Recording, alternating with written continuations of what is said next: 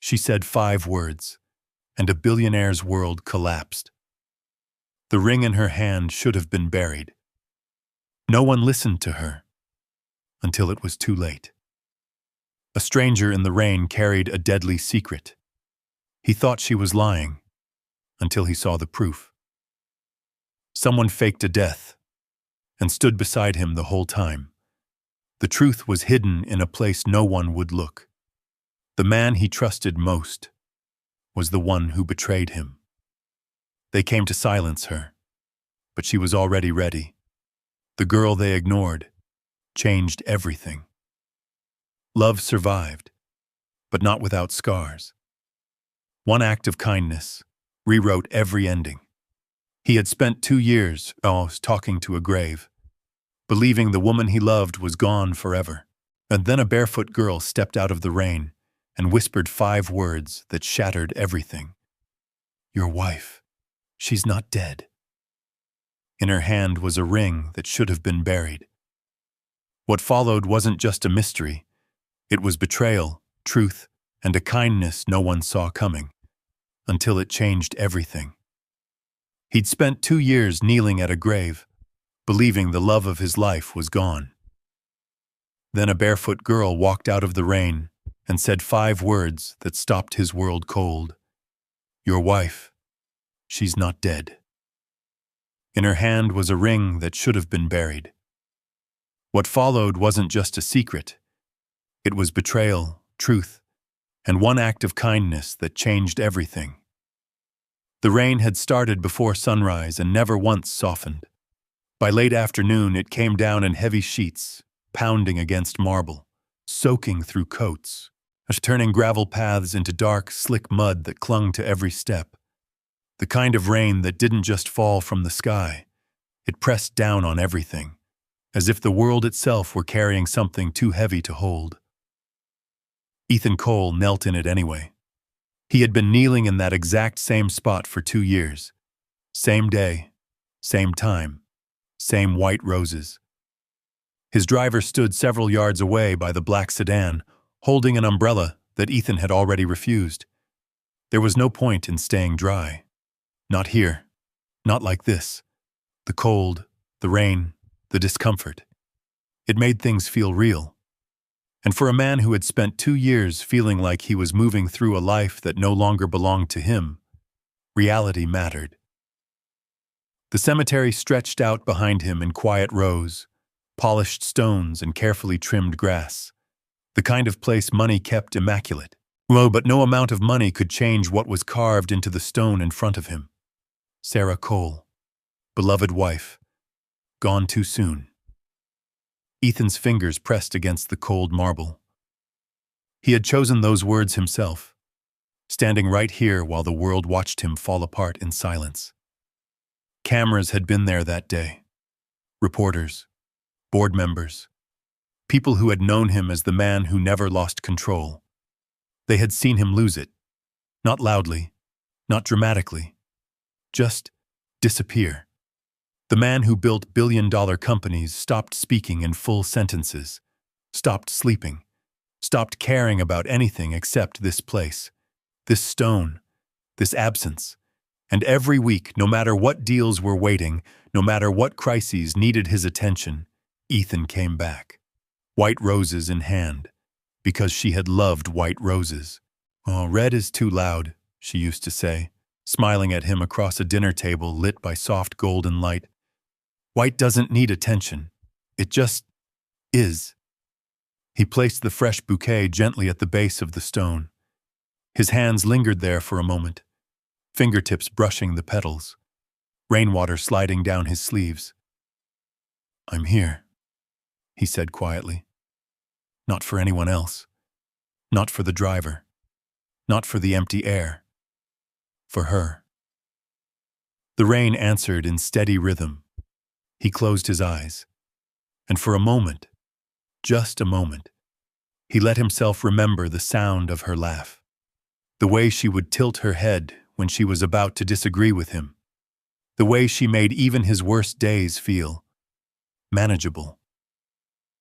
That memory was dangerous, because it always led to the same question. What if? He had buried that question a long time ago, forced it down with logic. What's with facts? With the official report that said there were no survivors. The yacht explosion had been sudden, violent, final. There had been nothing left to doubt. Until now. Sir. The voice was soft. So soft it almost disappeared into the rain.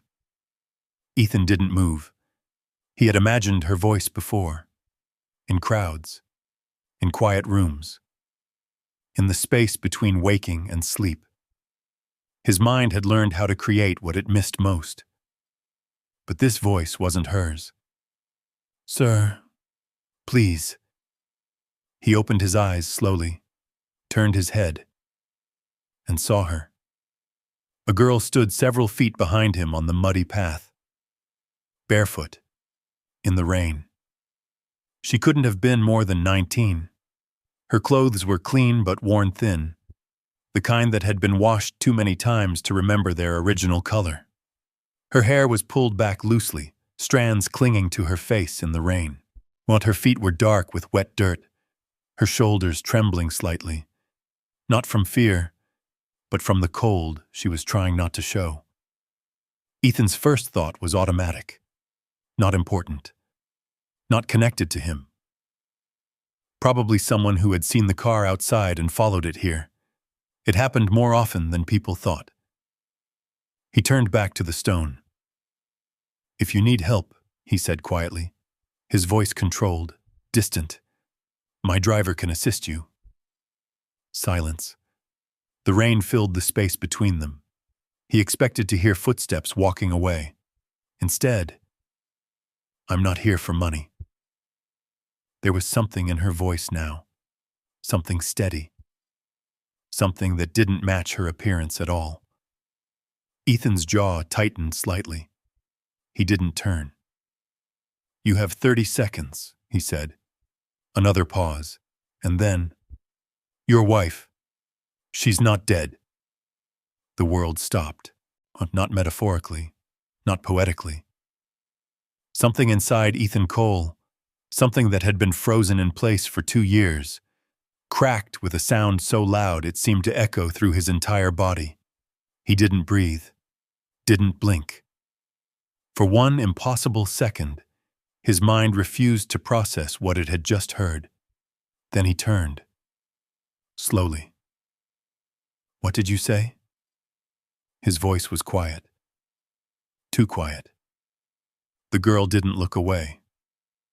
Your wife, she repeated, her voice trembling just slightly now. She didn't die. Ethan stood up. The movement was sudden, sharp, water dripping from his coat as he faced her fully for the first time. He was taller than her by nearly a foot, his presence filling the space in a way that had intimidated boardrooms and competitors alike. It didn't seem to affect her. She's alive, the girl said. The rain hit harder, and Ethan took a step closer. Who sent you? No one. Who are you working for? I'm not working for anyone, she said. I sell bread at a community kitchen. I came because I had to. His eyes narrowed. You came, he said carefully, each word deliberate, to a private cemetery, on the exact day I visit every week, to tell me that my wife is alive. Yes. And you expect me to believe you? No, she said honestly. I expected you not to. A flicker of something crossed his face. Not belief. Not yet. Something else. Danger. But I brought something, she added. Ethan's attention sharpened instantly. Her hand moved slowly toward her pocket. Every instinct in his body locked onto that movement. Years of building an empire had taught him how to read moments like this, how to sense when something was about to shift. And her fingers trembled slightly as she reached inside, and then she pulled it out. A small object. Silver. Delicate. She held it up between them. Ethan's heart stopped. It was a ring. Not just any ring. His ring. The one he had slipped onto Sarah's finger on a quiet rooftop under a sky full of stars. The one that had never left her hand. The one he had personally watched be placed into a coffin. Buried. 6 feet under the ground beneath his feet. Rainwater slid down his face as he stared at it. Every detail was there.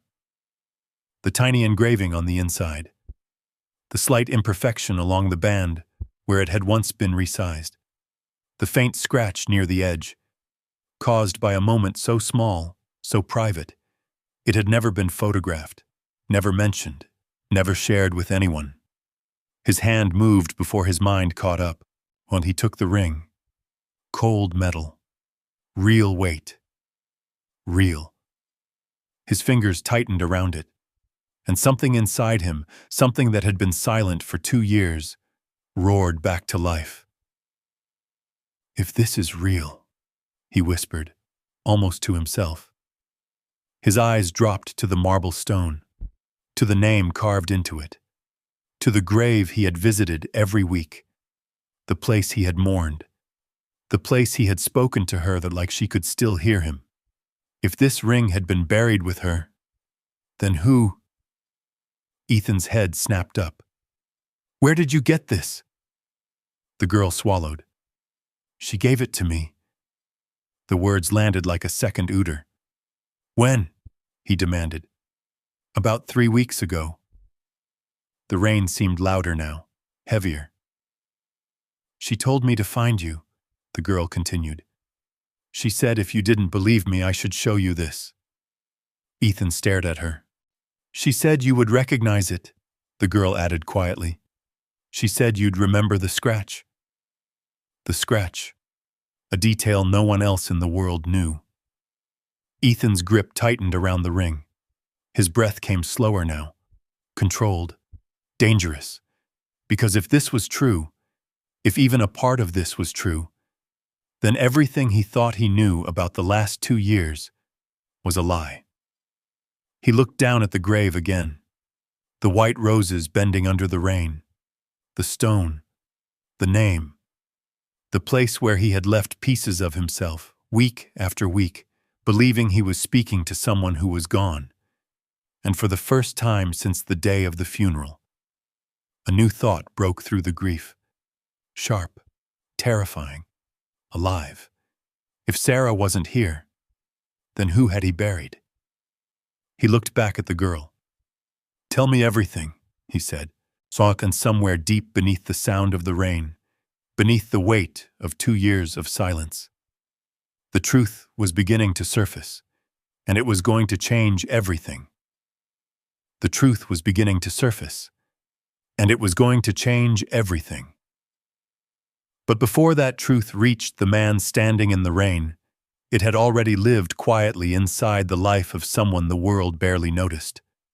Her name was Maya Brooks. Most people didn't know it. To them, she was just that girl behind the counter.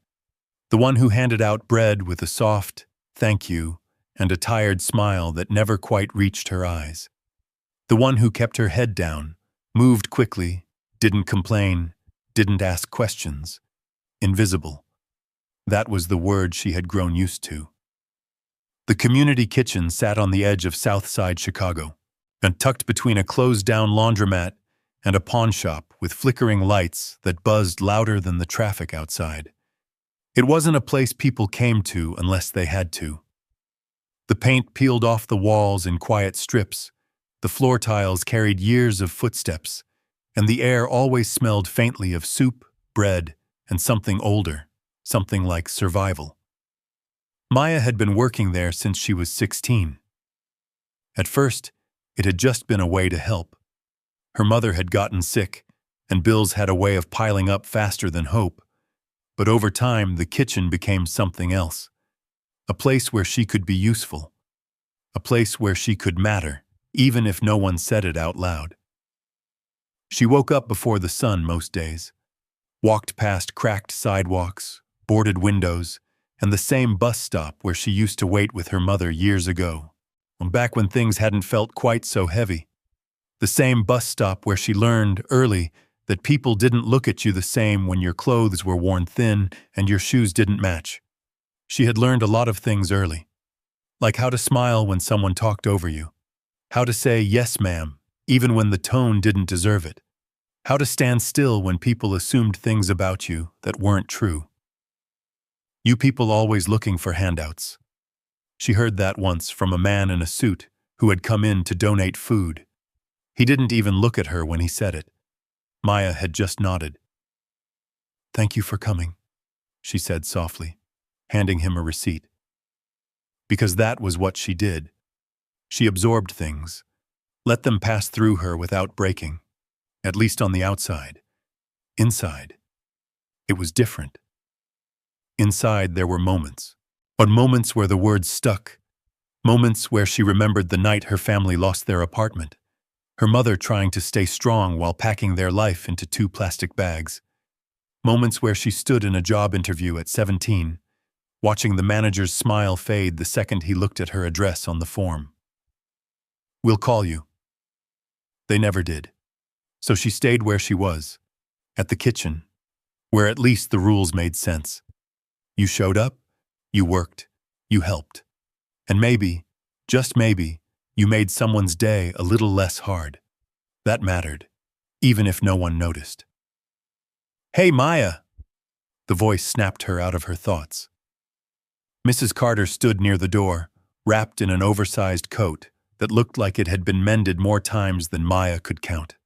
She came in almost every day, always at the same time, always asking the same question. "You got that warm bread today?" Maya smiled, the real kind this time. "Fresh out of the oven," she said, grabbing a piece and wrapping it carefully. "Still hot. Be careful." Mrs. Carter took it with both hands, like it was something fragile. "Lord, you always take care of me," she said, her voice soft with gratitude. Maya shrugged slightly. "It's nothing." But it wasn't nothing. She remembered things. Who liked their soup a little thicker? Who needed an extra blanket when the nights got colder? Who hadn't shown up in a few days and might need someone to check on them? No one had told her to do that. She just did. Because somewhere along the way, Maya had decided that if the world was going to overlook her, she would still choose not to overlook others. That choice had become who she was, and even when it hurt. "Table 3 needs cleaning," a voice called sharply. Maya turned. Mr. Henderson, the kitchen manager, stood with his arms crossed, watching her like she had been standing still for too long. "I know," she said quickly. "I'm on it. And don't forget the inventory list," he added. "We're short on supplies again. Try not to mess it up this time." She nodded. "Yes, sir." He walked away without another word. Maya grabbed a rag and moved to the table. The dishes were still warm, the smell of food lingering in the air. She wiped them down carefully, her movements steady, practiced. Across the room, 2 women in expensive coats stepped inside, shaking rain off their umbrellas. They looked around like they had stepped into the wrong place. "Is this where we drop the donation?" one of them asked, her voice carrying just enough distance to make it clear she didn't belong here. Maya stepped forward. "Yes, ma'am. Right over here." The woman handed her a box without really looking at her. "Make sure it goes to people who actually need it," she said. Maya paused, just for a second, then nodded. "Yes, ma'am." Because that was easier than explaining that everyone here needed it. That need didn't come with a label. That people didn't always look like what others expected them to look like. But explanations took energy, and Maya had learned to save her energy. She carried the box to the back room, setting it down carefully among the others. For a moment, she just stood there, her hands resting on the edge of the table. The room was quiet, a small space away from the noise, away from the eyes. This was where she let herself breathe. Just for a moment. Then she straightened, because there was always more to do. there always was. That evening, the rain started. Slow at first, then heavier. By the time the kitchen began to close, it was coming down in steady sheets, tapping against the windows, pooling along the edges of the street outside. Maya pulled her jacket tighter around her shoulders. Most people had already left. A few lingered, waiting for the rain to ease. It didn't. "Go on home," Mr. Henderson said, locking the front door. "No point staying late tonight." "Yes, sir." Maya grabbed her bag. It wasn't much, just a few things. A worn notebook, a phone with a cracked screen, a photograph folded neatly between the pages. She stepped outside. The rain hit her instantly. Cold, sharp. No, she didn't have an umbrella. Didn't need one. She was used to this. She pulled her hood up and started walking, her steps quick against the wet pavement. The streetlights flickered overhead, casting uneven shadows across the sidewalk. Cars passed, their tires hissing against the water. Some slowed. Most didn't. Maya kept walking, because that was what she always did. She kept moving, even when the world didn't stop for her. She didn't know that a few blocks away, a woman was about to step into her life. Didn't know that a single act of kindness, something she had done 1,000 times before without thinking, was about to connect her to a man kneeling in the rain miles away. Didn't know that everything she believed about being invisible was about to be tested. For now, she was just a girl walking home in the rain. Cold, tired, unnoticed, but still choosing every single day to be kind. And somewhere, without her knowing it, that choice had already started to change everything. And somewhere, without her knowing it, that choice had already started to change everything. The rain didn't let up that night. If anything, it grew heavier, turning the streets into long mirrors of neon light and blurred reflections. Water ran along the gutters in steady streams, carrying bits of paper, leaves, and the quiet leftovers of a city that never fully rested. Maya pulled her hood tighter, her steps quick but steady as she moved past the back of the grocery store on 47th Street. It was a shortcut she had taken 100 times before, cutting through the narrow alley behind the loading dock, past the dumpsters, past the flickering security light that buzzed like it was fighting to stay alive. Most people avoided this path at night. Maya didn't have that luxury. She knew the rhythm of this place, which corners to move through quickly, which sounds to ignore, which ones to pay attention to. And tonight, there was a sound. Soft. Not the usual clatter of loose metal or the distant hum of traffic. Something smaller. A breath. Or maybe a struggle. Maya slowed. Just a little. Her eyes scanned the alley. Rain hit the pavement hard enough to blur everything at the edges. But under the weak glow of the overhead light, she saw it. A shape. Curled slightly against the wall near the back entrance. Still. Too still. Her first instinct was to keep walking. That instinct had kept her safe more times than she could count. Oh, don't get involved. Don't stop. Don't make yourself visible. She had learned those rules the hard way. But something inside her, something older than fear, held her in place. She took a step closer. "Hello?" she called out, her voice careful, not too loud. No answer. Another step.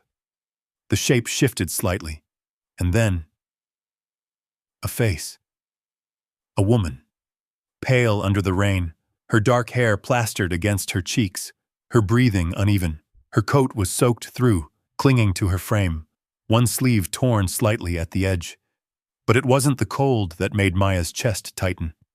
It was her eyes, wide, alert, watching everything, like she was waiting for something to happen, or someone to come.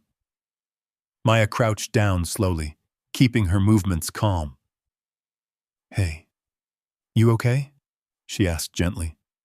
The woman flinched, just a little, and her gaze snapped toward Maya, sharp and immediate, like she had been expecting danger and didn't yet know what this was. I'm not going to hurt you, Maya added quickly. The woman didn't respond, but she didn't pull away either. That was something. You're freezing, Maya said softly. You can't stay out here. Silence. Rain filled the space between them. For a moment, Maya thought the woman might refuse, might stand up and disappear into the night, like someone used to running. But then, the smallest nod. Maya exhaled quietly. Okay, she said. Come on. She stood, offering her hand. The woman hesitated. Her eyes flicked down the alley, toward the street, toward the dark spaces where anything could be hiding, then back to Maya. Something shifted. Not trust. Not yet. But a decision. She took Maya's hand, and her grip was cold, too cold. Maya pulled her gently to her feet, steadying her when she swayed slightly. Easy, Maya said. I got you. No one had ever said that to Maya growing up. Not in a way that stayed. But she said it anyway. Because she meant it. They moved quickly back toward the kitchen. The front door was locked, but Maya had a key. Mr. Henderson trusted her with that, at least. One small piece of responsibility in a world that didn't offer many. She unlocked it and led the woman inside. Warmth hit them immediately. Soft, dry, real. The fluorescent lights buzzed overhead, casting a pale glow across the empty room. The tables were clean, chairs stacked neatly, the smell of bread still lingering in the air. The woman paused just inside the doorway, like she wasn't sure she was allowed to be there. Well, it's okay, Maya said. You're safe here. The word safe seemed to land differently. The woman's shoulders dropped just slightly.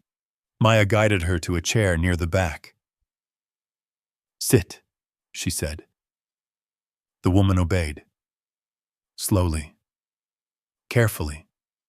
Like every movement had to be thought through. Maya moved quickly after that. She grabbed a towel from the storage room, a spare blanket from the donation shelf, and a small first aid kit she had used more times than she could count. When she returned, the woman hadn't moved, just sat there, hands folded tightly in her lap, eyes scanning the room like she was memorizing it. Maya knelt in front of her. Can I? She asked, holding up the towel. A small nod. Maya began drying her hair gently, careful not to startle her. The woman's breathing was still uneven, but it was slowing. You hurt? Maya asked. The woman hesitated, then slowly pulled back her sleeve, a scrape along her forearm. Not deep, but fresh. Maya frowned slightly. That needs cleaning. No protest this time. Maya worked in silence, cleaning the wound, wrapping it carefully, her hands steady, practiced, kind.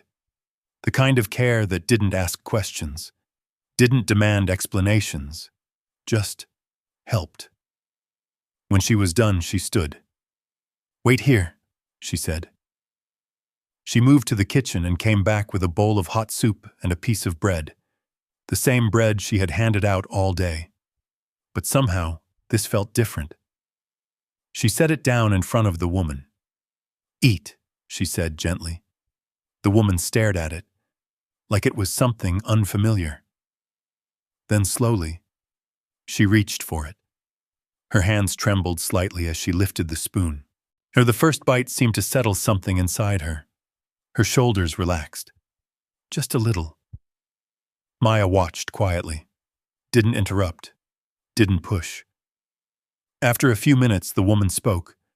Her voice was soft, barely above a whisper. You shouldn't help me. Maya tilted her head slightly. Why not? The woman looked up, and for the first time there was something clear in her eyes. Not just fear, but certainty. Because it's dangerous, she said. Maya held her gaze, then shrugged lightly. Most things are, she said.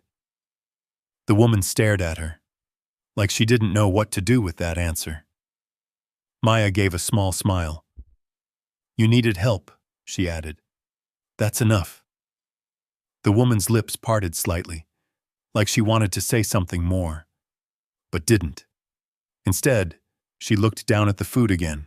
And for the first time since Maya had found her, she kept eating. Outside, the rain continued to fall. Inside, something quieter was happening. Two lives crossing. One offering help, the other slowly learning how to accept it. Maya didn't ask her name, didn't ask where she came from, didn't ask what she was running from. She just stayed. Because sometimes, being there was enough. But as the night stretched on and the rain refused to stop, one question lingered, unspoken, heavy in the air. Who was this woman? And what kind of danger followed her into that small, quiet room? Who was this woman? And what kind of danger followed her into that small, quiet room? The kitchen lights hummed softly overhead. Outside, the rain still fell, but inside, time seemed to slow. Maya leaned against the counter, arms folded loosely, while watching the woman eat. Not staring, just present. The way she always was. The way people had once been with her. In rare moments, she still remembered. The woman finished the soup slowly, carefully, like each bite had to be considered. When she set the spoon down, her hands lingered on the edge of the bowl, fingers slightly curled, as if grounding herself. Thank you, she said quietly. Maya nodded. You're welcome. Silence settled again. Not uncomfortable, just cautious. The kind of silence where both people are aware something is waiting beneath the surface, but neither knows exactly how to bring it out. Maya pushed off the counter. You can stay here until the rain slows, she said. No one comes back this late. The woman's eyes moved around the room again, still scanning, still calculating. Do you trust everyone here? She asked. Maya hesitated. It wasn't a question people usually asked her. Not like that. I trust enough, she said finally. The woman studied her, as if measuring the answer, then nodded once. Not agreement. Not exactly, but acceptance. Minutes passed. The rain softened just slightly, though it still tapped steadily against the windows. Maya grabbed another towel, folding it neatly before setting it beside the woman. You should dry off more, she said. You'll get sick. The woman didn't move. Her attention had shifted, not to the room, not to Maya, but to something inside herself. Maya recognized that look. People came into the kitchen with it all the time. The look of someone carrying something too heavy to say out loud. I don't ask questions, Maya said gently. Not unless you want me to. The woman's lips pressed together slightly. I know, she said. That seemed to matter. She took a breath, slow, careful, like each word she might say had to pass through something sharp before it reached the air. What's your name? She asked. Maya, she replied. Maya Brooks. The woman repeated it under her breath. Maya, like she was committing it to memory. Then she nodded. My name doesn't matter, she said. Maya didn't react, didn't push. Okay. Another silence, then, I need you to do something for me. Maya tilted her head slightly. What kind of something? The woman reached slowly into the inside pocket of her coat. Maya's body tensed just a little. Not fear, just awareness. The woman noticed. I'm not going to hurt you, she said quickly. I know, Maya replied. And she meant it. The woman's hand came back out, holding something small, metal, familiar. Even before Maya fully saw it. It caught the light just enough. A ring, simple, elegant, but not ordinary. Maya stepped closer. Is that? The woman held it out. Take it. Maya hesitated. Something about the moment felt heavier than it should have. It looks important, she said carefully. It is. Then why give it to me? The woman's eyes met hers, and for the first time there was something unmistakable in them. Not just fear, not just exhaustion, but urgency. If something happens to me, she said quietly, I need you to find someone. Maya's stomach tightened slightly. What do you mean, something happens? The woman didn't answer that. Instead, she pressed the ring gently into Maya's hand. His name is Ethan Cole. Maya blinked. The name landed immediately. Everyone knew that name, even in neighborhoods where people pretended not to care about billionaires and boardrooms and headlines. Ethan Cole was everywhere. Tech empire, Chicago-based, rich enough to disappear into numbers no one could fully understand. Why me? Maya asked. The woman's expression softened, just slightly. Because you helped me, she said. That's not enough. It is to me. Maya stared at the ring in her palm. It felt heavier than it should, like it carried something more than metal. What am I supposed to tell him? She asked. The woman hesitated. Then, tell him, I'm not dead. The words hit differently now. Not shocking.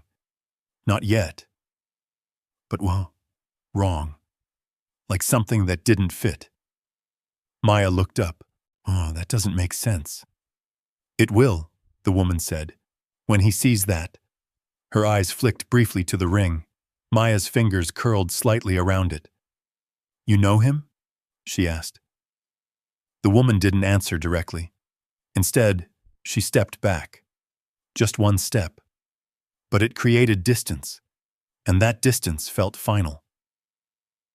If I don't come back, she said, her voice quieter now, you go to him. You show him the ring. You tell him exactly what I said. Maya's heart began to beat a little faster. You're talking like, I need you to promise me, the woman interrupted. The intensity in her voice cut through everything else. Maya froze. For a moment she saw it clearly. This wasn't paranoia. This wasn't confusion. This was someone who believed completely that something was coming for her, and she was preparing for it. Aunt Maya swallowed. I don't make promises I don't understand, she said. The woman held her gaze, then nodded slowly. Fair. Another breath. Then, I'm asking you anyway. Maya looked down at the ring again, then back at the woman. And something inside her made a decision. The same something that had made her stop in the alley. That had made her kneel in the rain. That had made her choose kindness when it would have been easier to walk away. Okay, she said. The word came out steady. I'll do it. Relief moved across the woman's face. Not dramatic, not overwhelming, just enough. Thank you, she whispered. Maya nodded. Where do I find him? The woman's lips curved slightly. He'll be easy to find. Of course he would. A billionaire didn't hide. At least, that's what Maya thought at the time. The woman stepped back toward the door. The rain outside had softened now, falling in thinner lines. She paused at the threshold, looked back once, at Maya, at the small room, at the brief moment of safety she had been given. You're a good person, she said. Maya shifted slightly. People don't usually say that. They should. And then, she was gone. The door closed behind her. The sound was quiet, but it echoed. Maya stood there for a long moment, the ring still in her hand, the room suddenly feeling bigger, empty, different. She walked slowly to the table and sat down, opened her palm. The ring caught the light again. Clean, untouched, wrong. Something about it didn't sit right. Tell him I'm not dead. The words replayed in her mind, again and again. 10 days passed. The woman never came back. But no footsteps in the alley. No quiet knock at the door. No sign she had ever been there at all. But Maya remembered. She always remembered. And every day, the weight of that promise grew heavier. Until finally, she made a decision. She would find him, even if no one believed her, even if she had to stand in the rain, barefoot and ignored, and say the words no one wanted to hear. Because somewhere, she knew, this wasn't just about a ring. It was about a truth that had been buried, and she was the only one left to dig it up. It was about a truth that had been buried, and she was the only one left to dig it up. The first time Maya tried to reach Ethan Cole, no one let her past the front desk. The building rose like glass and steel into the gray Chicago sky, sharp lines reflecting a world she had never been part of. People moved in and out of the lobby in tailored suits, voices low, footsteps quick, lives moving on schedules she didn't understand. Maya stood just inside the entrance, her shoes still damp from the street, her jacket too thin for the cold air that seemed to follow her everywhere. "I need to see him," she said to the receptionist. The woman didn't even look up at first. "Do you have an appointment?" "No." A pause. Now the receptionist looked at her. Quick, measured, dismissive. "I'm sorry," she said, her tone already finished with the conversation. "Mr. Cole doesn't take walk-ins. It's important." "It always is," the woman replied, already turning back to her screen. Maya stood there a moment longer, then nodded. "Okay," she said softly, and walked out. That was the first time. The second time. Now she tried through the back entrance. Didn't work. The third time she waited outside. Hours. Watching people come and go, hoping for a moment, a chance. But Ethan Cole never appeared. Not for her. Not for someone like her. After that, she stopped trying the obvious ways. Because Maya had learned something growing up. If the front door stays closed, you find another way in. That's how she ended up at the cemetery. Standing in the rain. Barefoot. Holding a truth no one wanted to hear. And now, she was standing in front of him. And he was looking at her like she was nothing. At first, that part hurt. More than she expected. Not because she hadn't been looked at like that before, but because for 10 days she had carried something important, something real, something that mattered. And in the first few seconds, he had reduced her to a problem, something to be handled by a driver, something to be dismissed. Maya felt that familiar weight settle in her chest, that quiet, practiced ache, but she didn't step back. Didn't leave, didn't let it take her voice. Because this wasn't about her. It never had been. "You have 30 seconds, he had said. So she used them. And now, he was staring at her like the ground beneath him had shifted. The ring still sat in his hand. Rain slid down his face, but he didn't seem to notice. "Where did you get this?" he asked again. His voice low, tight. "I told you," Maya said. "She gave it to me." "That's not possible." "It is." Ethan's jaw clenched. "Do you understand what you're saying?" he asked. "Do you understand what this means?" Maya held his gaze. "I think you do," she said quietly. That hit something. His eyes sharpened. For a moment it looked like anger, then something else. Fear. Not loud, not visible to most people.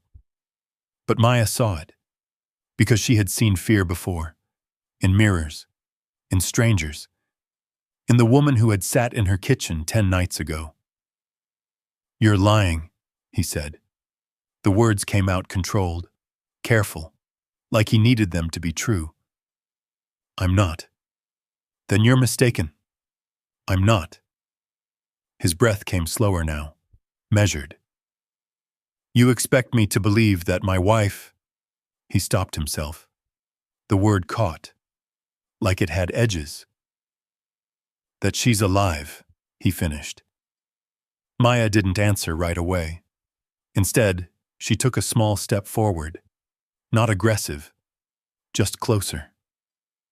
You buried her, she said softly. Yes. You saw the coffin. Yes. But you didn't see her.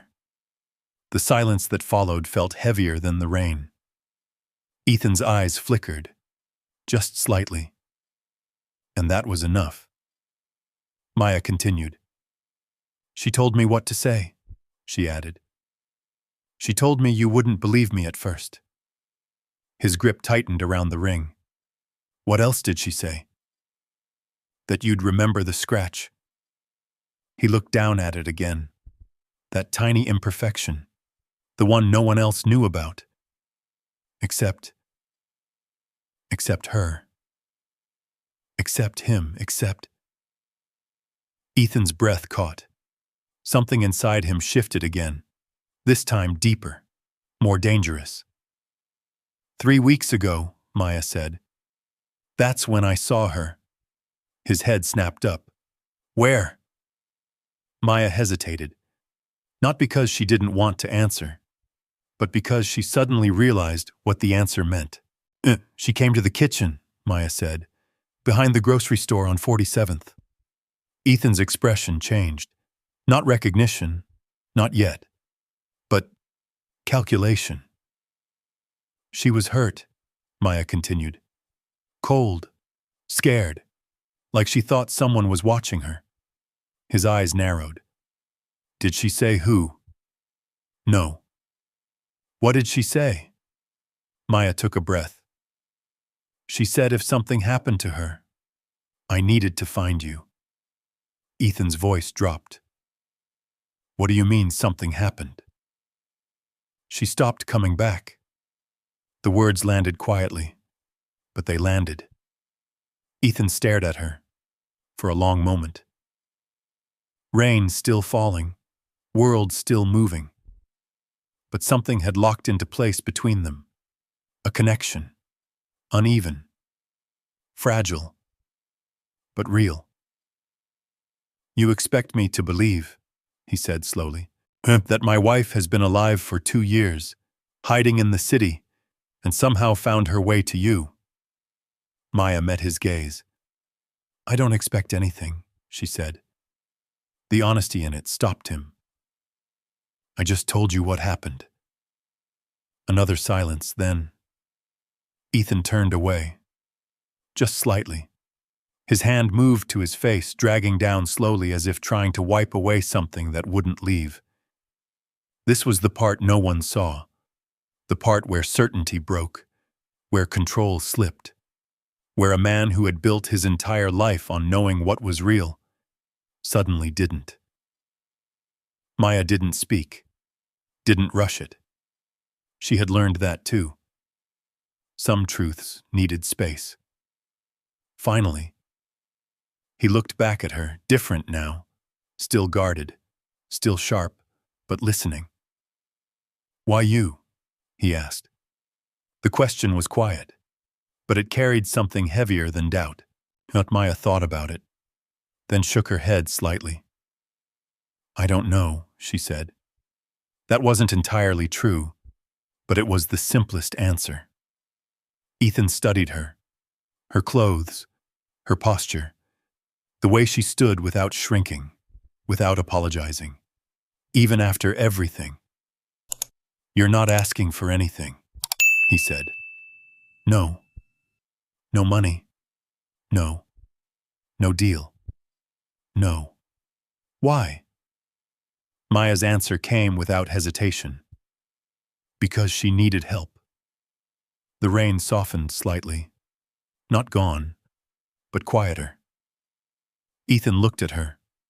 Really looked this time. Not as a problem. Not as a stranger. But as someone who had walked into his life carrying something he couldn't ignore. Something he couldn't explain. Something he couldn't afford to dismiss. His phone rang. Sharp. Breaking the moment. He didn't want to answer it. That much was clear. But he glanced at the screen. And something in his expression changed instantly. He answered, "Yes." A voice spoke on the other end. Maya couldn't hear it, but she saw what it did to him. His posture stiffened. His eyes darkened. "What do you mean everything is gone?" he said. A pause. "Every file?" Another pause. "When?" His grip on the phone tightened. "While I was here?" Silence. Then, "Lock everything down. No one leaves." He ended the call. Slowly. Carefully. Like the world had just shifted again. Maya watched him. What happened? Ethan looked at her, and for the first time, there was no distance left in his voice. "Someone broke into my wife's archive room," he said. "Her personal files, her research." A pause. "Everything's gone." The rain outside seemed to fade into the background, but because something else had taken its place. A realization. Sharp, cold, connected. Maya felt it too. She was hiding something, she said. Ethan didn't answer, but he didn't deny it either. Instead, he looked back at the grave, at the name carved in stone, at the life he thought he had buried, and then, back at Maya. "Get in the car," he said. The words were immediate, final. "What?" "We're going to find her." Maya blinked, just for a second, then nodded. Because somewhere deep inside, she knew this moment had been coming. The driver opened the door without a word. The engine hummed to life, and as the car pulled away from the cemetery, leaving behind white roses bending in the rain, two people from completely different worlds sat across from each other, bound now by the same question. As if she was alive, then what had she been running from?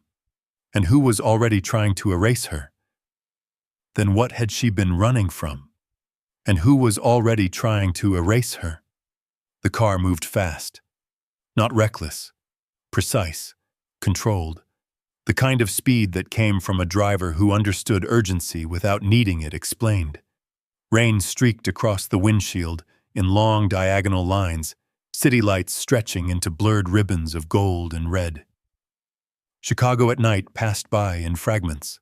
Glass towers, empty sidewalks, neon reflections on wet pavement, until slowly, almost without noticing, the landscape began to change. The buildings grew shorter, the streets narrower, the light dimmer. Ethan Cole sat in the back seat, his hand still wrapped around the ring. He hadn't let go of it once, not even for a second. Across from him, Maya sat still, not stiff, not nervous, just aware. Her hands rested loosely in her lap, her gaze occasionally shifting to the window, then back to Ethan, then down again. Two worlds, one car, neither one fully understanding the other. For a while, neither of them spoke. The only sound was the rain and the low hum of the engine. Then, "Tell me everything again." Ethan's voice cut through the silence. Maya looked up. I already told you. Tell me again. It wasn't a request, but it wasn't harsh either. It was focus. Maya nodded slowly. She came in late, she said. After we closed, I found her behind the store. Alone? Yes. Anyone following her? I didn't see anyone. Ethan's eyes narrowed slightly. That doesn't mean no one was. Maya considered that, then nodded. Maybe. What did she look like? Cold, Maya said. Tired, like she hadn't slept in a long time. He absorbed that. Was she injured? A small cut on her arm. Nothing serious. Did she say anything about where she'd been? No. About who she was hiding from? No. Ethan exhaled slowly. That part bothered him, because Sarah wasn't careless. If she had been running, there would have been a reason, a clear one, a dangerous one. What did she say about me? He asked. Maya paused. She knew your schedule, she said. The cemetery, the exact day. Ethan's jaw tightened slightly. Of course she did. She always had. She said you would come every week, Maya continued. Same time. A faint shift crossed his face. Not pride, not comfort. Something more complicated. She said you wouldn't believe me, Maya added. But you'd recognize the ring. Ethan looked down at it again.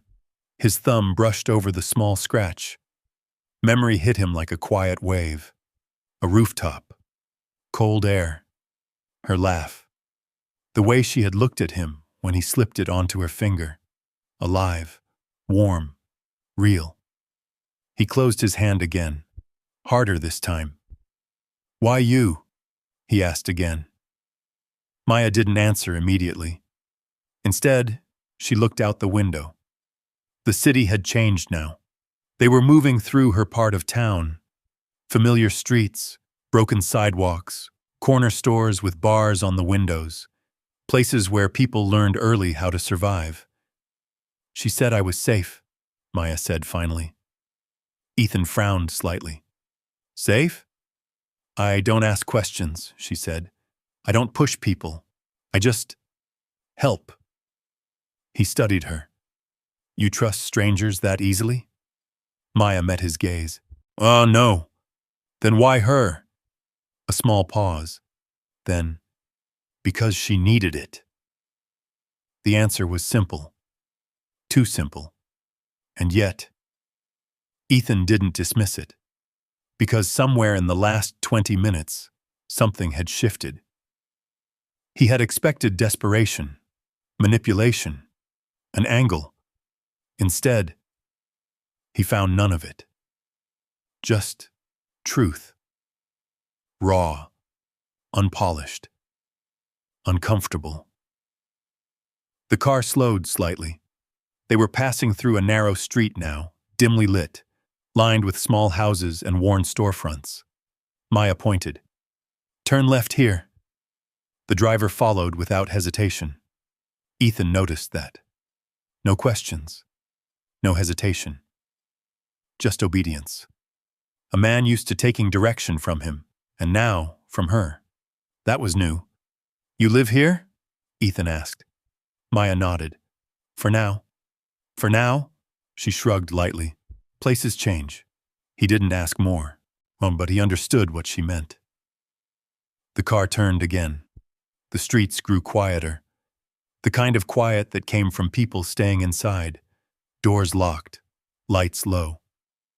Maya leaned forward slightly. It's up ahead, she said. The car slowed, then stopped. A small building sat at the corner, plain, unremarkable. The sign above the door flickered slightly. Community kitchen. Ethan looked at it, then at her. This is where you work? Yes. He stepped out of the car. The rain had softened to a light drizzle now, barely noticeable compared to before. The air felt different here. colder, quieter, more real. Maya walked ahead, unlocking the door. The lights inside flickered on. The same room, the same tables, the same smell of bread and something warm beneath it. Ethan stepped inside, and his shoes clicked softly against the tile. He looked around, took it in. This place, this world, so far from his own, and yet, this was where Sarah had been.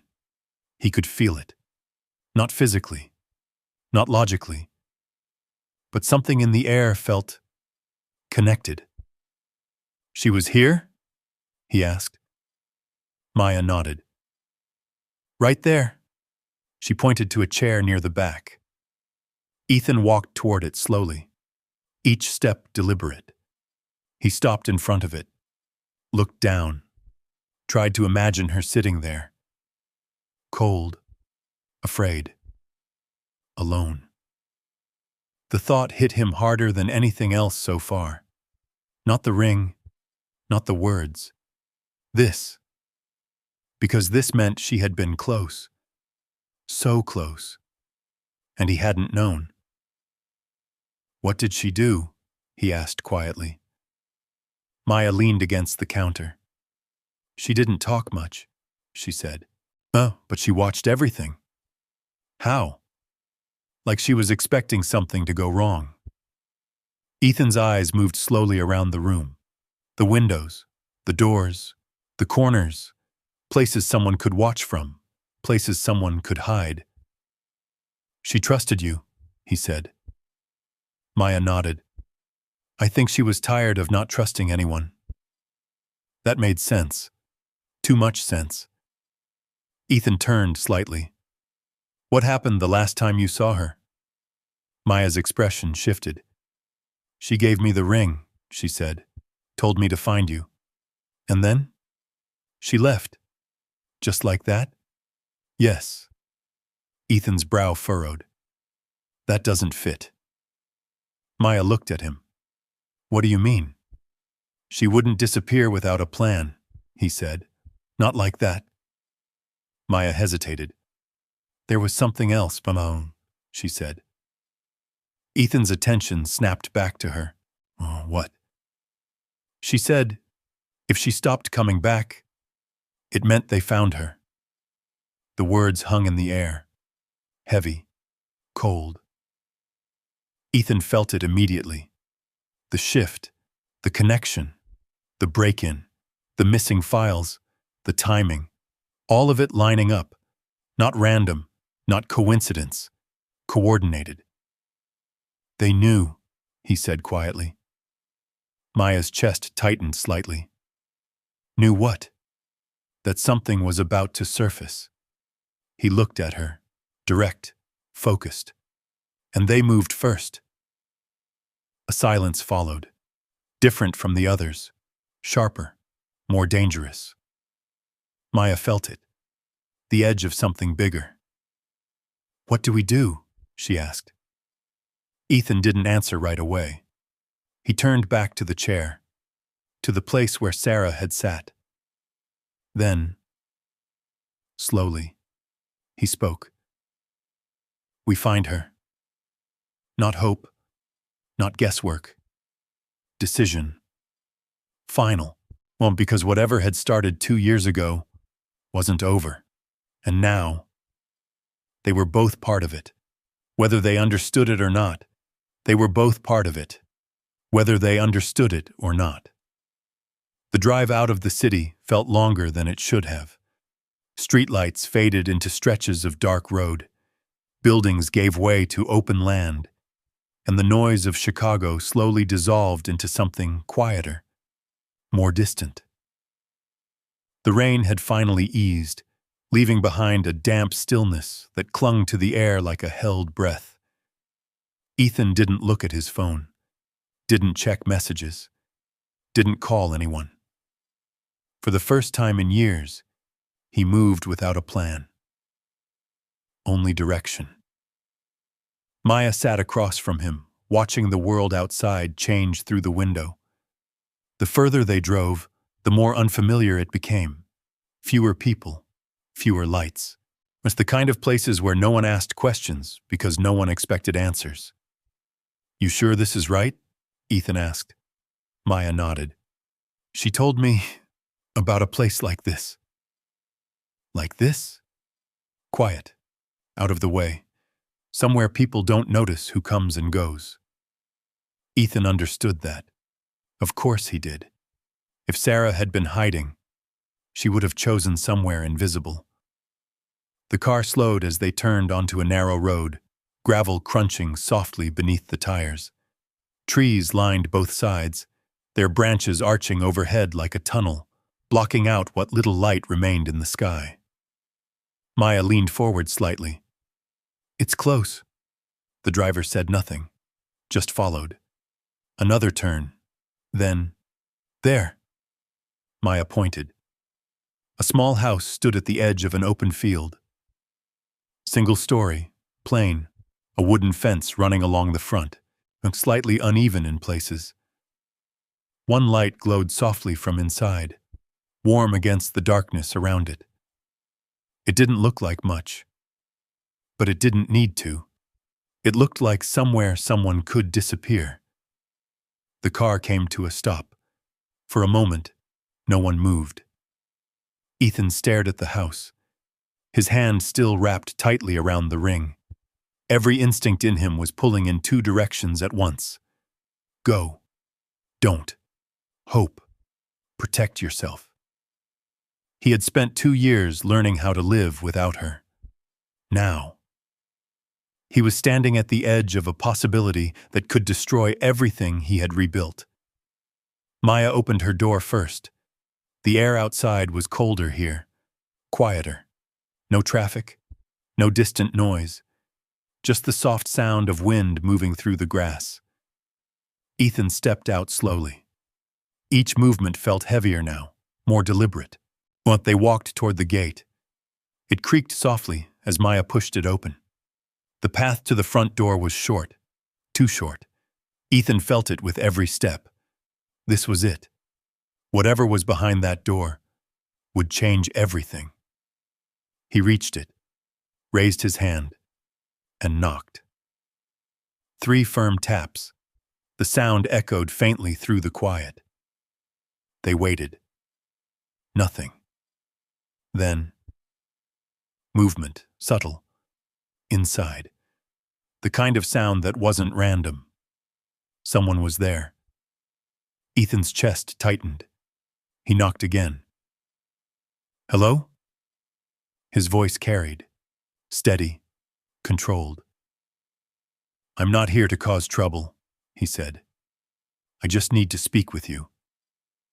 Silence. Then, the faint sound of a lock shifting. The door opened. Just a crack. A thin line of warm light spilled out into the night. And through that narrow opening, an eye, watching him. Ethan froze. Odd time collapsed. Everything, the rain, the drive, the questions, the doubt, disappeared. Because he knew that eye. Even after 2 years, even after everything, he knew it. "Sarah," he whispered. The door opened just a little more, enough for him to see her face, thinner, paler, her hair shorter than he remembered, but unmistakably, her, alive, standing right in front of him. For a fraction of a second, something passed between them. Recognition. Shock. A connection so immediate it almost hurt. Ethan took a step forward, and then it changed. Her expression shifted. Not relief, not joy. Fear. Raw, immediate, terrifying. She looked at him like he wasn't the man she loved, but something that could destroy her. And before he could speak, before he could move, the door slammed shut. Hard. The sound cracked through the night like something breaking. Ethan stood there, still, his hand still half raised in the air, the moment replaying in his mind. over and over and over again. Not relief, fear, not welcome, rejection. Maya stood a few steps behind him, her breath caught in her chest. She had expected something. Not this. Ethan lowered his hand slowly. For a second, it looked like he might step back. Like the weight of it, the shock, the confusion, the pain might push him away. But then, something else took hold. He stepped forward again, placed his hand flat against the door. Sarah. No response. Sarah. It's me. Silence. I'm not leaving. The words came out steady. Final. You sent her, he said, his voice low but firm. You sent Maya with the ring, but you wanted me to find you. Still nothing. Ethan leaned closer to the door. I drove all this way, he continued. I'm standing right here. You don't get to disappear again. The wind moved through the field behind them. The night pressed in, and then a sound. Soft. From the other side of the door. A breath. Then, go. The word was barely audible, but it was there. Ethan closed his eyes for a second, then opened them again. No. Another pause. Longer this time. I mean it. Her voice came again, still quiet, still shaking. You need to go, right now. Ethan's hand tightened slightly against the door. Not happening. You don't understand. Then explain it. Silence. I'm not leaving, he said again. Not this time. Maya watched him. Watched the way he stood there, solid, unmovable, and refusing to step back even when everything in that moment told him to. It was the first time she saw it clearly. This wasn't just a man chasing answers. This was someone who had lost everything once and refused to lose it again. On the other side of the door, another shift, a decision. Then, the sound of a lock turning, slow, careful. The door opened, wider this time, and Sarah stood there, not hidden, not half seen, fully in front of him, but still, at a distance, as if even standing close to him was dangerous. She was shaking, not slightly, visibly, her hands clasped tightly together, her shoulders tense, her eyes locked onto his face like she was trying to hold on to something that kept slipping away. Ethan stepped inside, slowly, not rushing, not pushing, just closing the space. For a moment, and neither of them spoke. They just looked at each other. 2 years of absence, of silence, of grief, standing between them. Then, you shouldn't be here, she said. Her voice broke slightly. I know, he replied. You need to go. I'm not going anywhere. Her breath caught. You don't understand what this is, she said. Then tell me. She shook her head. I can't. Ethan took another step forward. Try. Her eyes filled with something that wasn't just fear now. Something deeper, more painful. You being here, she whispered, makes everything worse. The words hit harder than anything else so far. Worse, not better, not relief. Worse. Ethan felt it. That sharp, sudden crack inside his chest. But he didn't step back, didn't look away, because something in him knew. This wasn't rejection. This was fear. And fear meant something was coming. Something real. Something dangerous. Look at me, he said softly. She did. And for a moment, everything else fell away. The house, the night, The distance, just them, and the truth waiting between them. "Tell me why you did this," he said. A pause, a breath, then 6 words. Quiet. Broken but undeniable. "I did it to save you." The room went still, and everything Ethan thought he knew shifted. And everything Ethan thought he knew shifted. The words didn't echo. They settled. Heavy, quiet, like something that had been waiting for 2 years to finally be said out loud. Ethan stood in the small living room, the faint glow of a single lamp casting long shadows across the walls. The house smelled faintly of clean linen and something herbal, simple, careful, lived in, but temporary. Nothing here looked permanent. Nothing here looked like a life. Sarah stood across from him, arms wrapped tightly around herself, as if she could hold her world together, just by standing still. "I did it to save you." He repeated it slowly. "From what?" She didn't answer right away. Instead, she looked past him, toward the window, toward the dark field outside, toward something only she seemed to see. "Close the door," she said quietly. Ethan turned, pushing it shut behind him. The lock clicked. A small sound. But in that moment, it felt like something sealing them in. Maya remained near the wall, quiet, watchful. She hadn't moved since they stepped inside. Her presence soft but steady, like she understood this wasn't her moment, but she was still part of it. Sarah took a slow breath, then another. "Oh, I didn't die on that boat," she said. Ethan's jaw tightened slightly. "I figured that much." "It was planned." That landed harder. "Planned," he repeated. "Yes." Her eyes met his. "I made it look like an accident." The room seemed to shrink slightly. Ethan's mind moved fast now, piecing together fragments, trying to rebuild something from nothing. "You faked your death," he said. "Yes." "And let me bury you."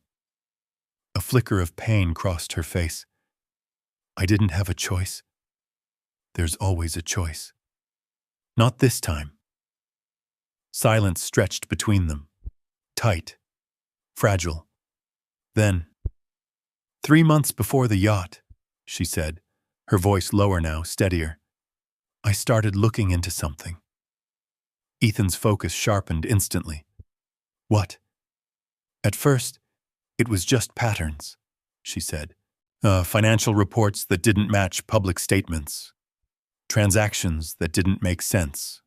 Small things. Easy to ignore if you weren't looking closely." He listened. Didn't interrupt.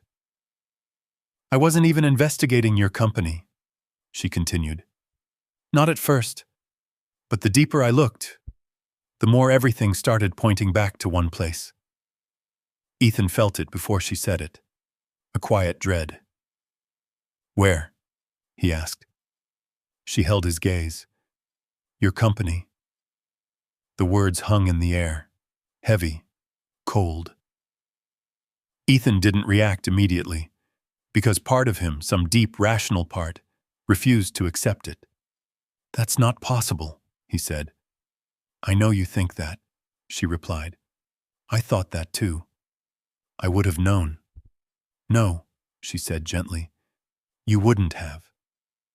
That stung, more than he expected. "Why not?" he asked. Because whoever was doing it was very, very careful." She stepped closer now, her voice gaining strength as she spoke. "They built layers, shell companies, fake partnerships, money moving through so many channels it looked legitimate unless you followed every single thread." Ethan's mind raced. Names, departments, people he trusted, people he had built everything with. "How much?" he asked quietly. "Millions," she said. "Over years." His chest tightened. "And where was it going?" She hesitated. Then, "Not to anything legal." That was enough. He understood, without needing details. And you found all this? Alone? I didn't want to believe it, she said, so I kept checking, over and over, looking for a mistake, a reason it wasn't real. And she shook her head. It was real. Ethan turned slightly, had pacing once across the small room, trying to process, trying to anchor himself. You could have told me, he said. Her voice softened. That's exactly what I couldn't do. He stopped, looked at her. Why? Because the moment you knew, she said, you would have acted. Of course I would have. And that's what would have gotten you killed. The words hit clean, direct, not dramatic, just true. Ethan stared at her. You don't know that. I do. How? Because they told me. That changed everything. How? They started with warnings, she said. Messages. Subtle at first. Anonymous. Just enough to let me know I was being watched. Ethan's stomach tightened. And then? It escalated. Her voice dropped slightly. A photo of me walking out of a cafe, taken from across the street. A pause. On another one. Of you. Ethan felt the shift. Sharp. Immediate. They mentioned your name, she continued. Specifically. Like they wanted me to understand that this wasn't just about me anymore. The room felt colder. They knew who I was connected to, she said. And they wanted me to stop digging. Ethan's hands curled slightly at his sides.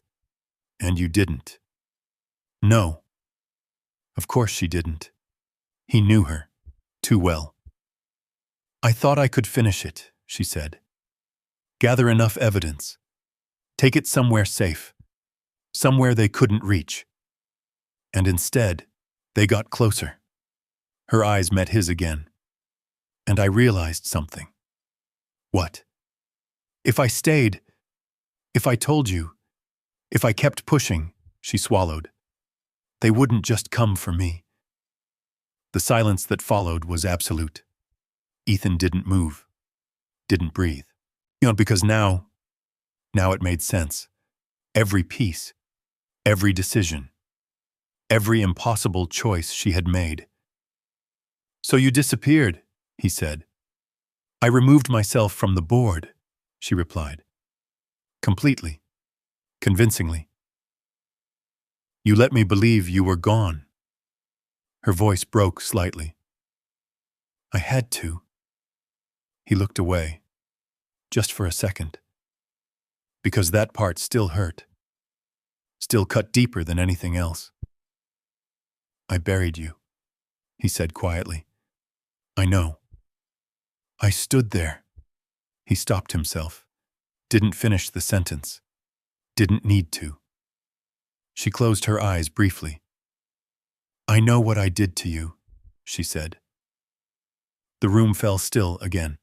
Maya shifted slightly against the wall, her chest tight, her breath slow. She wasn't part of this conversation, but she felt it. The weight of it. The cost of it. Ethan turned back to Sarah. And for 2 years, he said, you just watched? Her eyes filled slightly. Yes. Every week. Yes. You knew where I was. I always knew, she whispered. That hurt more than anything. Not anger, not betrayal. Just the quiet realization of how close she had been. All that time. I thought about coming back, she said. More times than I can count. Then why didn't you? Because every time I got close, she said, her voice shaking now. I remembered why I left. Ethan held her gaze, and for the first time since stepping into that house, he understood. Not everything. Not yet. But enough. enough to see the shape of it. "You were trying to protect me," he said. "Yes. And you thought disappearing was the only way." "It was." A long silence followed. Not empty, not quiet, full. Of everything they hadn't said for 2 years, and of everything that still needed to be said. And then, outside, a sound. Faint, but wrong. Maya's head turned first. The kind of instinct that came from years of listening to the world more carefully than most people. "What was that?" she whispered. Ethan's eyes shifted toward the window. Sarah went still, completely still, like something inside her had just snapped into place. "No," she breathed. Just one word.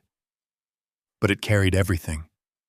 Fear, recognition, certainty. "They found me." The air in the room changed instantly. Ethan stepped toward the window, carefully, looked out. At first, nothing. Then, movement. A car. Black. No headlights. Rolling slowly along the edge of the field. Too quiet. Too deliberate. Ethan's jaw tightened. Behind him, Sarah's voice dropped to a whisper. You need to go." He didn't turn. "Not happening." "They're not here for you," she said. "They're here for me. That's not how this works anymore." Her breath shook. "You don't understand." "I understand enough." Maya moved slightly closer. "What do we do?" she asked. Ethan didn't hesitate. "Stay inside." The car outside stopped. Doors opened. Shapes stepped out into the darkness. 4 of them, moving with purpose. No hesitation. No confusion. They knew exactly where they were going. And suddenly, everything Sarah had said was real. Everything Sarah had said was real. The air inside the house turned sharp. Not loud. Not chaotic. Just tight. Like the space itself understood something dangerous had crossed into it. Ethan stood by the window, his body still, his eyes tracking the movement outside. 4 men, spread just enough to cover angles, moving with the quiet coordination of people who had done this before. Not rushed, not hesitant, certain.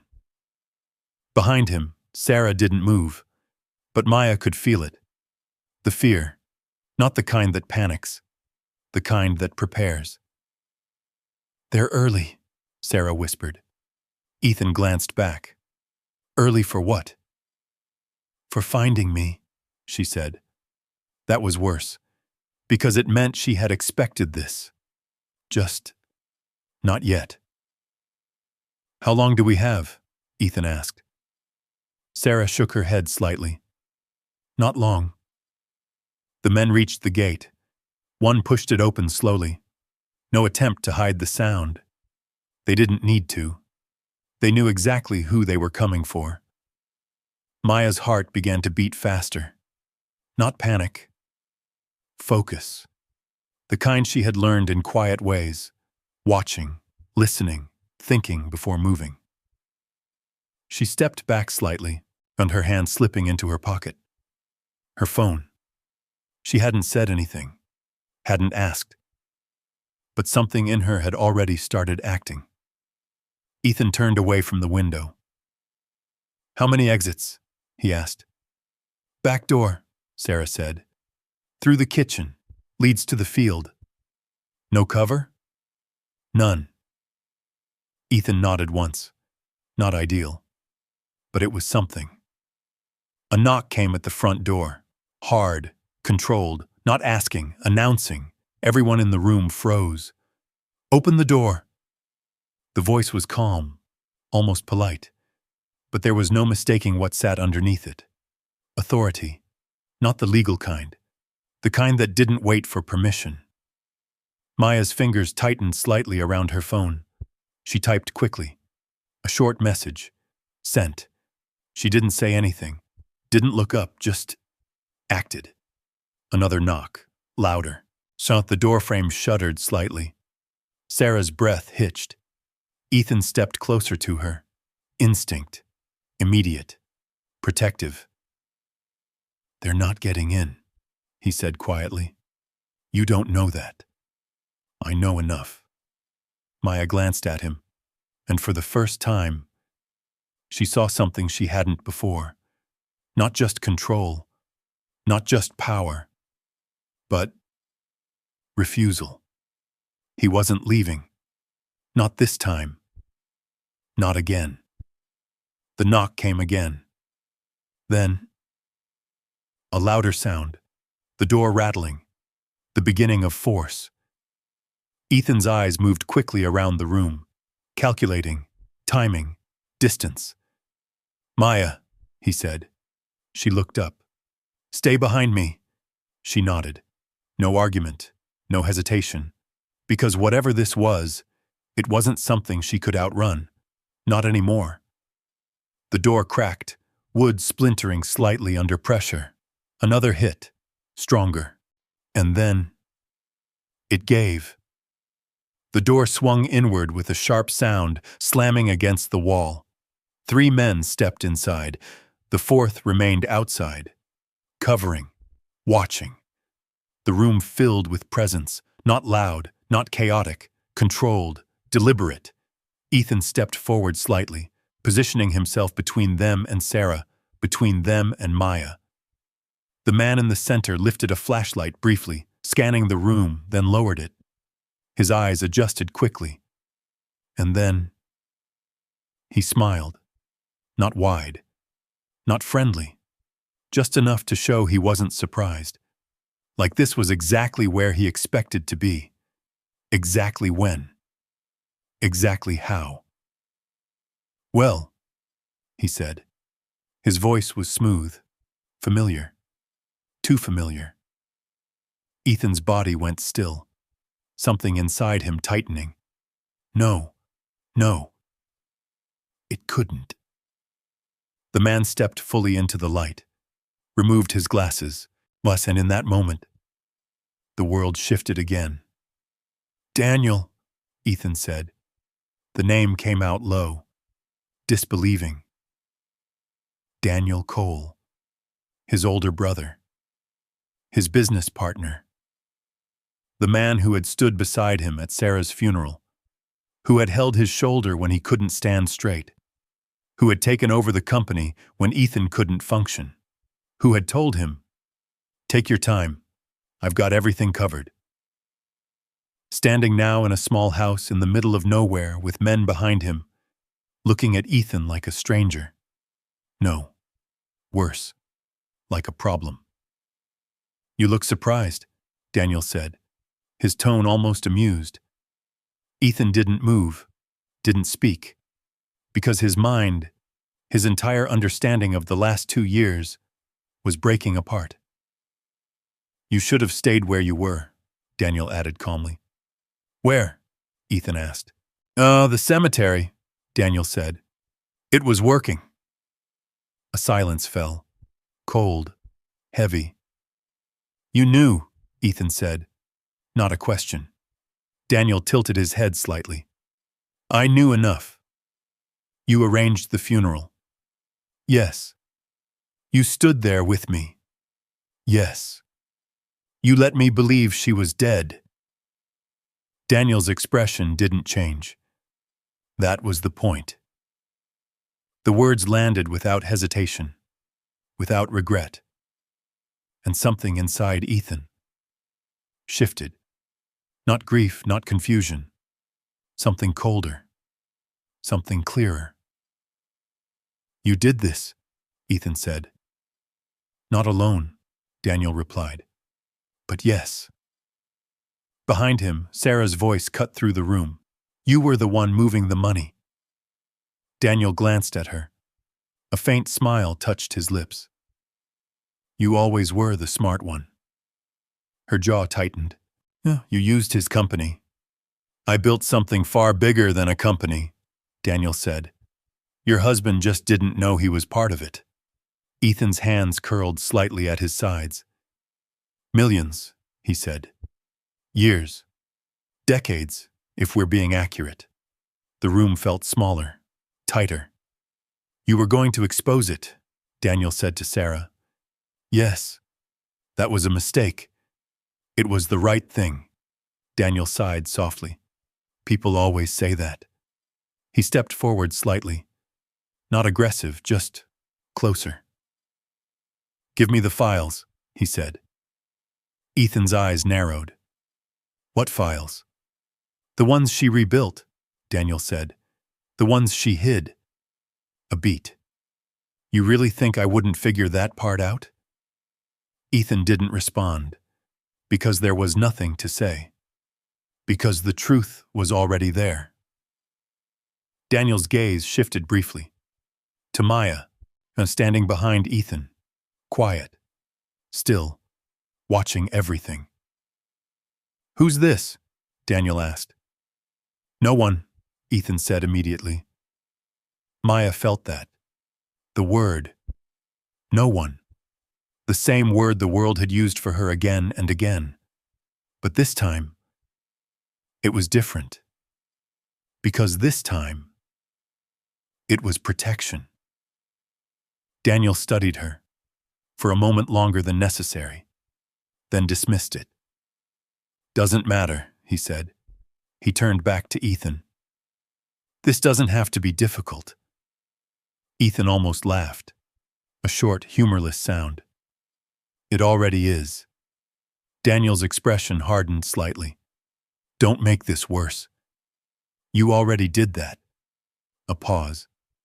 Then, Daniel's voice dropped. You don't understand what you're dealing with. Ethan stepped forward. Just enough. I understand exactly what I'm dealing with. The room held still. Two brothers, standing across from each other. Years of trust. Gone. In seconds. You built everything on lies, Ethan said. I built something that works, Daniel replied. That's more than most people can say. And you were going to kill her. Daniel didn't flinch. She made herself a problem. Silence. Then, Ethan nodded slowly. Once, like something inside him had settled, like the last piece had clicked into place, and for the first time, there was no confusion left in his eyes, only clarity, only decision. Behind him, Maya's phone vibrated once. Soft. Barely audible. She didn't look at it. Didn't move. But she knew. Help was coming, and suddenly, this wasn't just about survival anymore. It was about time. This wasn't just about survival anymore. It was about time. Time was the one thing none of them could see. Not in the ticking of a clock, not in the quiet tension pressing against the walls, but in the small, invisible decisions already made that hadn't revealed themselves yet. Ethan stood firm, his body still between Daniel and the two women behind him. Daniel didn't rush, didn't raise his voice. He didn't need to. Men like him didn't rely on chaos. They relied on certainty. Last chance, Daniel said calmly, extending his hand again. Give me the files. Ethan didn't move, didn't blink. Or what? He asked. Daniel sighed softly, like a man disappointed in something predictable. Or this gets unnecessarily complicated. Behind him, one of the men shifted slightly, not aggressive, just enough to remind everyone in the room. They were not outnumbered. They were not unsure. They were not here to negotiate. But Maya's heartbeat echoed in her ears, but her face stayed still, calm, focused, because she had already made her move. And now, All she had to do was wait. Ethan tilted his head slightly. "You spent 2 years standing next to me," he said quietly. "At her grave." Daniel's eyes flickered for just a fraction of a second. "I did. You watched me break. I watched you survive." Ethan let out a breath. Slow, measured. "And all that time," he said, voice steady, "you thought I wouldn't figure it out?" Daniel's smile returned. Small, controlled. "I thought you wouldn't want to." That landed harder than anything else, because it wasn't entirely wrong. For a second, just a second, Ethan felt it. That dangerous, quiet temptation. The one that whispers, "If you don't look too closely, you don't have to lose everything." But that second passed, and what replaced it was something stronger. "No," Ethan said. "I want the truth." The room held still again. Then, from outside, a sound, faint, distant, but unmistakable. Daniel's head turned slightly, listening. So did the men behind him. Engines, more than one, approaching fast. Daniel's eyes narrowed. "What did you do?" he asked. Ethan didn't answer. Because it wasn't his move. It never had been. Maya stepped forward. Just one step. Enough to be seen. Enough to matter. "I didn't wait," she said quietly. Every eye in the room shifted to her. For the first time, Daniel really looked at her. Not past her. Not through her. At her. "You?" he said, almost amused. "What exactly did you think you were going to do?" Maya didn't flinch. Didn't shrink. Didn't lower her eyes. Because she had done that her whole life. And tonight, she wasn't going to. "I called someone," she said. Daniel let out a short breath. "Of course you did." The engines grew louder, closer. Lights began to flicker faintly through the windows, still distant, but coming. "Let me guess," Daniel said. "A friend? A neighbor? Someone who thinks they can help?" Maya shook her head. "My dad."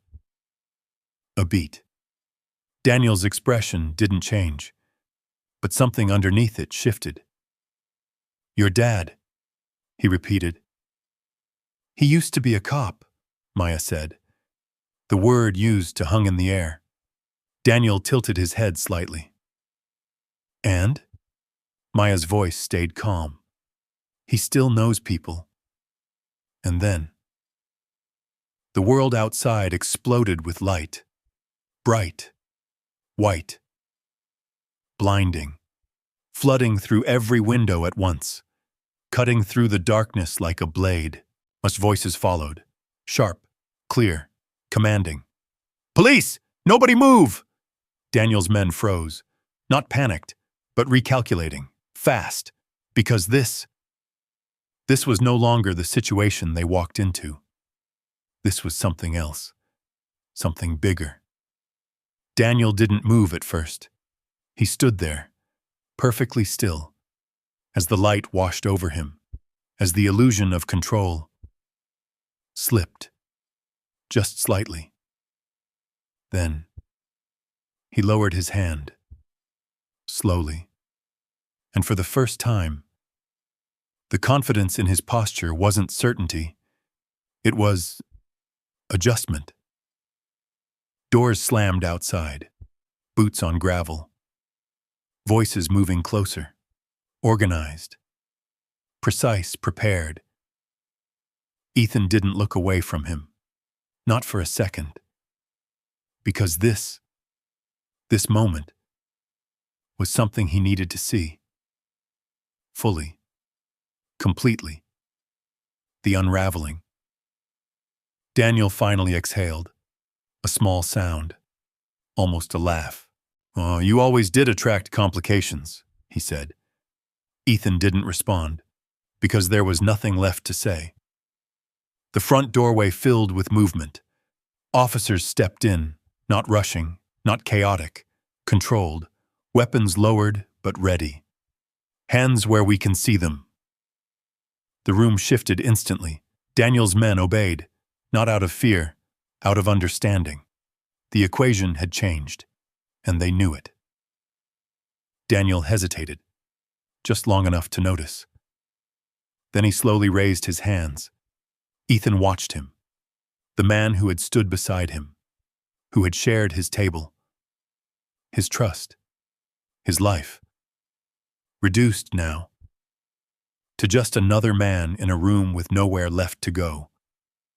An officer stepped forward, firm, professional, cuffs ready.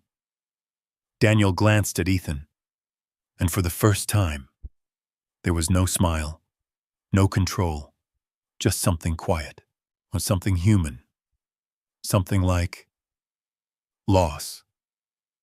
Then it was gone, replaced by nothing, cold, empty. The cuffs clicked, soft, final. And in that small, almost invisible sound, 2 years of grief, 2 years of lies, collapsed. Just like that. Ethan stood there, breathing. Not relief, not yet. Just stillness. Behind him, Sarah let out a breath she had been holding for far too long. And Maya stood exactly where she was, quiet, unmoving, watching. Because she understood something none of them had said out loud yet. This wasn't just the end of something. It was the beginning. And for the first time in her life, she wasn't invisible anymore. And for the first time in her life, she wasn't invisible anymore. But being seen didn't mean everything was suddenly easy. Whilst the house felt different once the officers finished their work. Quieter, not the tense silence from before. Something heavier. Like the air itself was trying to settle after everything it had witnessed. Boots had tracked in mud across the floor. Flashlights had carved bright lines into the walls.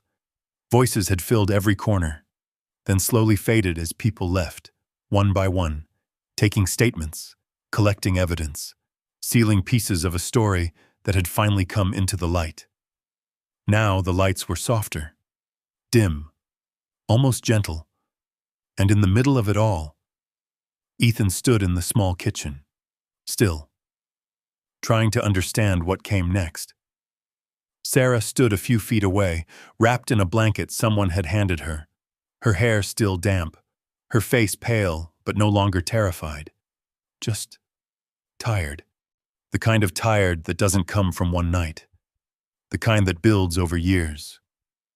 Maya stood near the doorway, not quite inside, not quite outside, like she wasn't sure where she belonged in this moment. An officer approached Ethan quietly. "Mr. Cole, we'll need a formal statement tomorrow." Ethan nodded. "Of course." The officer hesitated for a second, then added softer, "She's lucky you got here when you did." Ethan didn't answer right away, because luck had nothing to do with it. Maya did, and they all knew it.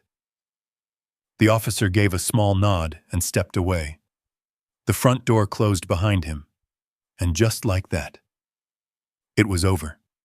The danger, the chase, the moment that had been building for 2 years, gone, leaving behind something far more complicated. Ethan turned slowly, looked at Sarah, really looked at her.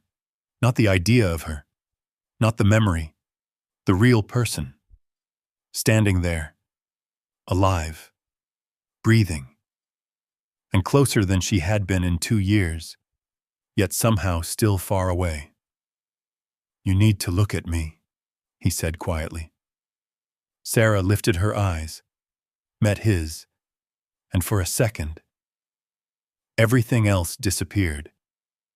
No police, no broken door, no past. Just two people, standing in the space between what they had lost and what they didn't know how to rebuild. "I didn't know if you'd come," she said. Her voice was soft, careful. "I didn't know if you'd want to." Ethan let out a slow breath. "I didn't know you were alive." A pause. That truth, simple, heavy, sat between them. "I thought I lost you," he added. Sarah's eyes filled slightly. "I know. And you knew where I was." Another pause. Longer, more painful. Yes." Ethan nodded once, like he had expected that answer, like it didn't surprise him anymore. But that didn't make it hurt less. "I stood there every week," he said, "at your grave." Sarah closed her eyes briefly. "I know. I talked to you. I know. And you were here." Her voice broke slightly. "I know." The silence stretched. Not angry, not explosive, just honest. The kind that forces you to sit inside the truth, no matter how uncomfortable it is. "I was trying to keep you alive," she said finally. Ethan looked at her. "And what about me?" he asked. The question wasn't loud, wasn't sharp, but it landed harder than anything else. Sarah's shoulders lowered, just slightly. "I thought," she started, then stopped, because there was no easy way to say it. I thought if you knew, you'd go after them." "I would have. I know. And I might have made it worse." "Yes." A beat. "I might have gotten us both killed." Sarah nodded, tears finally slipping free. "Yes." Ethan looked down for a second, then back up. "But you didn't trust me to choose that," he said. The truth sat there, clear, unavoidable. Sarah didn't look away. "No," she said quietly. "I didn't." Another silence. But this one was different.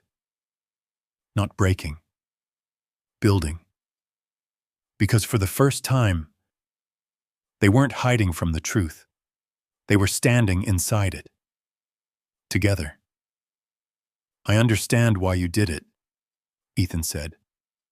"I really do." Sarah blinked, surprised. "I do," he repeated. "You saw something dangerous. You made a decision." He paused. "But that doesn't mean it didn't break me." Her breath caught. I know. I need you to know that." "I do." Another long moment. Then, Ethan stepped forward. Just one step. Not closing the distance completely, but enough.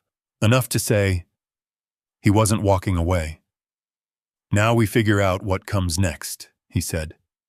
Sarah looked at him, carefully, like she wasn't sure if she was allowed to believe that. "Together?" she asked. Ethan held her gaze. "Yes." It wasn't dramatic. It wasn't loud. But it was real. And for now, that was enough. Behind them, Maya shifted slightly, and for a second, she thought about slipping out quietly, leaving them to this moment, because that's what she had always done. Help, then disappear. But before she could move, Ethan turned, looked at her, and this time, there was no distance in his eyes, no dismissal, no assumption, just recognition. "Don't go," he said. Maya froze, not used to being asked to stay, not used to being wanted in a room. Sarah followed his gaze, looked at Maya, and something in her expression softened. "You saved me," she said. Maya shook her head immediately. "No, You did," Sarah interrupted gently. "And you didn't have to." That landed differently, because Maya had spent her whole life doing things people didn't notice, didn't acknowledge, didn't value. But here, it mattered. And for a moment, she didn't know what to say, so she just stood there, quiet, present. And that was enough. The night outside had begun to change, the sky just barely starting to lighten, that soft gray before morning, the kind that feels like a reset. Ethan glanced toward the window, then back at Maya. "We're not done talking," he said. Maya blinked, confused. He gave a small nod. Not even close. And for the first time, she felt it. Not just that her life had intersected with something bigger, but that it had changed direction, completely. She just didn't know how much yet. Completely. She just didn't know how much yet. 3 months later, the city looked the same. Chicago still breathed in its usual rhythm, cars rushing past wet sidewalks, neon lights flickering in diner windows, buses sighing to a stop on corners where people waited with tired eyes and coffee in their hands. But for Maya Brooks, nothing felt the same. The bakery door creaked open just after sunrise. The smell of warm bread filled the small space, soft and comforting, like it always had. Flour dust floated in the morning light. The same cracked tile floor, the same worn counter, yet the same bell above the door. Everything looked exactly as it had before, and yet... Maya stood behind the counter with a quiet stillness she didn't have 3 months ago. Not because her life had suddenly become perfect, not because her problems had disappeared, but because something inside her had shifted. Something steady, something real. She still wore the same simple clothes, still tied her hair back the same way, still moved with that same quiet efficiency as she packed orders and handed over change. But her eyes, they were different.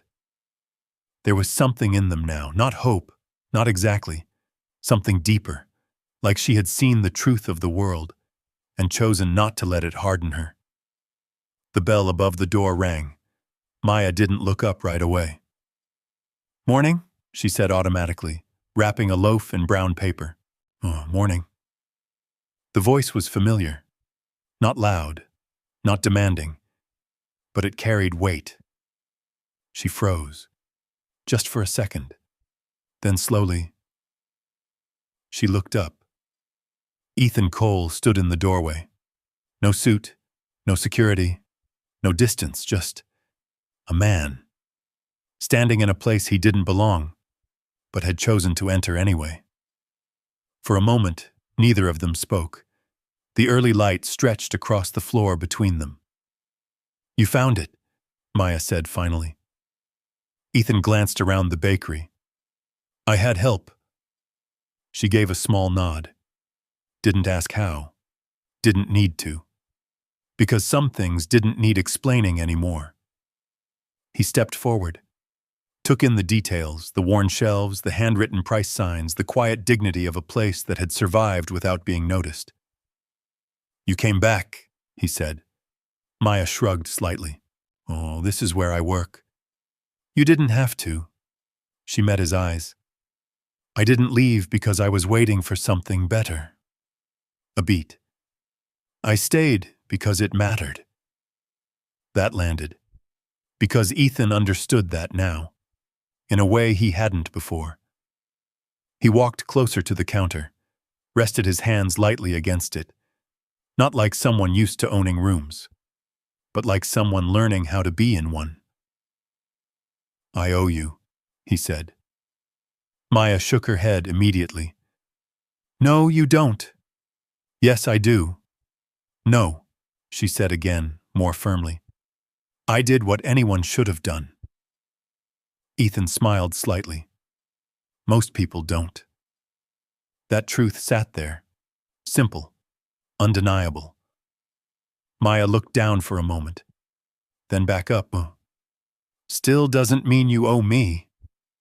Ethan studied her, and for the first time, he saw it clearly. Not just kindness, not just courage, but dignity. The kind that couldn't be bought, couldn't be given, couldn't be taken, only lived. I'm not here to repay you, he said. I'm here to offer you something. Maya frowned slightly, suspicious, careful, because life had taught her offers always came with strings. I'm listening, she said. Ethan nodded once. There's a foundation I've been rebuilding, he said. Legal support, financial crime victims, people who get hurt by things they don't even understand. Maya stayed quiet, listening. You said something that night, he continued, that you wanted to study law. Her eyes flickered, just slightly, like something private had been touched. I do, she said. But you don't think it's possible, Ethan finished. She didn't answer, because she didn't need to. He already knew. I'm offering you a contract, he said. Not charity. That word mattered. He could see it. I'll fund your education, he continued. Full program. Maya's breath caught, but she didn't move, didn't speak, because she was waiting for the part where it turned, the part where it stopped being real. In return, Ethan said, you work with the foundation for 2 years after you graduate. She blinked. That's it? That's it. She stared at him, suspicion still there. Why? Ethan didn't hesitate. Because you already proved you care about people who get overlooked. A pause. And we need more people like that. Maya looked away for a second, toward the window, toward the street. People walking past without noticing anything unusual. Just another morning, just another day. I don't want to owe anyone, she said quietly. Ethan nodded. You won't. She looked back at him. Then why me? And there it was. The real question. The one underneath everything. Why someone like her? Ethan didn't answer right away. He let the silence sit. Because this wasn't a business decision. This wasn't strategy. This was something else. Because you walked into a storm, he said finally. You weren't invited into. You weren't protected in. And you still chose to help. He met her eyes. That's the kind of person I trust. The words landed slowly, deep, because no one had ever said that to her before. Not like that. Not without wanting something else. Maya swallowed. Her fingers tightened slightly against the edge of the counter. I'd have to think about it, she said. Ethan smiled. Good. A beat. Take your time. He reached into his coat, set a simple card on the counter.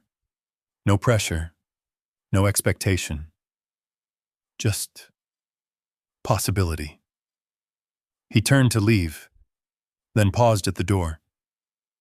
One more thing, he said, glancing back. Maya raised an eyebrow slightly. My wife wants to meet you, he added. That softened something in her, just a little. She doesn't need to thank me, Maya said. Ethan nodded. I know. He smiled faintly. But she wants to.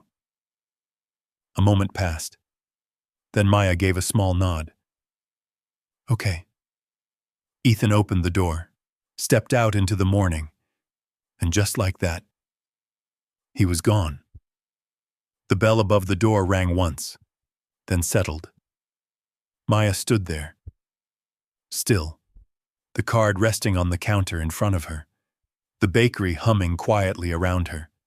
And for the first time in her life, the future didn't feel like something closed. It felt like something waiting. Years later, in a courtroom filled with quiet tension, a young woman stood at the front. Her voice steady, her posture grounded, her eyes clear. Maya Brooks, attorney, advocate, a woman who once stood barefoot in the rain and changed everything.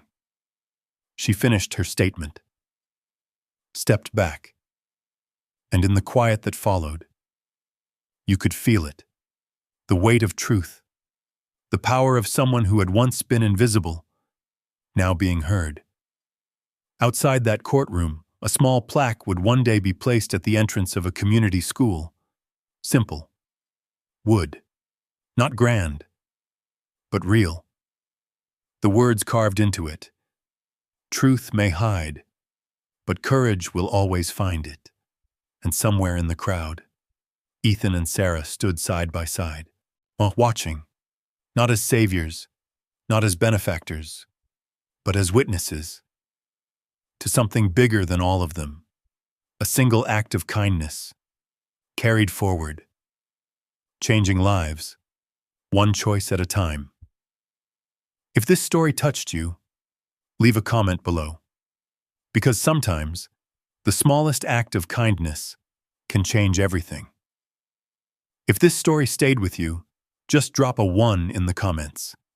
If you believe kindness still matters, type a 0. No long words needed. Just let your heart choose. And if you want more stories like this, real, emotional, and unforgettable, go ahead and hit subscribe. Because the next story might just change the way you see the world.